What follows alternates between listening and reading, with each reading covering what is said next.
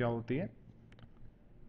मान लीजिए 5 का फैक्टोरियल आपको निकालना है, तो 5 का जो फैक्टोरियल होगा वो क्या होगा, 5 into 4 into 3 into 2 into 1।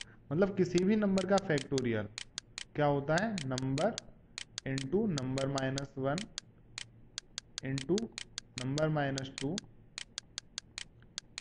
Up to कब तक, जब तक की वैल्यू 1 ना हो तब तक मल्टीप्लाई करते रहते हैं। तो अगर हमें एक ऐसा प्रोग्राम लिखना है जो किसी वैल्यू का फैक्टोरियल निकाले, तो हमें थोड़ा सा लॉजिक डेवलप करना पड़ेगा। क्या करें, सबसे पहले मान लीजिए एक नंबर लेते हैं, इस नंबर को इनिशियलाइज करते हैं 5 से। तो सबसे पहला काम हम करेंगे, नंबर को मल्टीप्लाई करेंगे नंबर -1 से। तो इस केस में 5 इंटू 4 होगा। इसको हम कहीं पर स्टोर करा लेते हैं, मान लीजिए ए में स्टोर कराया, तो नेक्स्ट टाइम में हमें ए इंटू नंबर -2 करना पड़ेगा। और इसको फिर से हम कहीं स्टोर करा लेते हैं, मान लीजिए ए में ही स्टोर करा लेते हैं, तो नेक्स्ट टाइम हमें ए इंटू नंबर -3 करना पड़ेगा।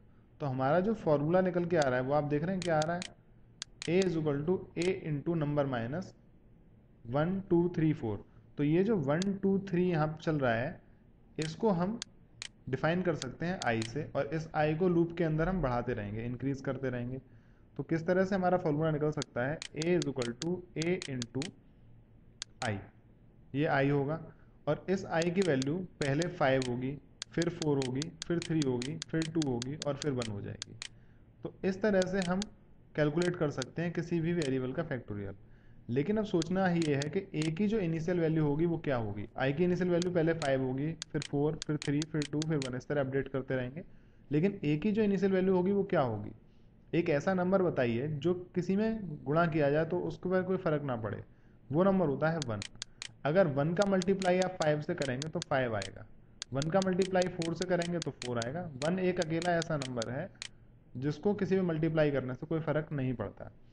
तो हम ए की इनिशियल वैल्यू क्या रखेंगे, 1 रखेंगे। तो ए की इनिशियल वैल्यू रही 1।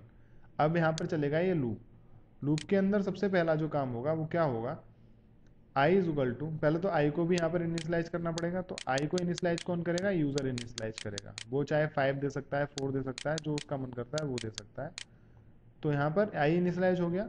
वाइल लूप के अंदर जो कंडीशन आएगी वो क्या आएगी, जब तक आई की वैल्यू बड़ी या बराबर है 1 से। क्यों, क्योंकि आप आई को सिर्फ 1 तक चाहते हैं, 1 से कम अगर होगी तो आई की वैल्यू 0 हो जाएगी और पूरा का पूरा रिजल्ट 0 हो जाएगा।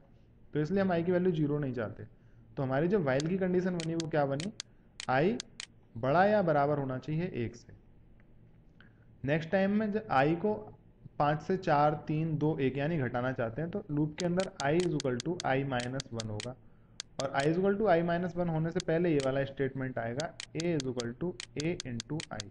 तो जो हमारा फॉर्मूला बना वो क्या बना, ये पूरा लूप, ये जो हमारा लॉजिक बना है, देखिए ए 1 होना चाहिए, while I greater than is equal to 1 है तब तक चलेगा, A is equal to A into I होगा, I is equal to I -1 होगा। तो इस तरह से हम लॉजिक डेवलप कर सकते हैं। आप जब भी लॉजिक डेवलप करना चाहें तो कॉपी और पेन उठाइए, उसमें थोड़ी देर देखिए कि किस तरह से काम होना चाहिए प्रोग्राम के अंदर, और उसके बाद आपको समझ में आएगा कि आखिर क्या लॉजिक लगाया जाए। तो आप इस लॉजिक को याद रखिए और इसको अभी हम प्रोग्राम के अंदर इम्प्लीमेंट करने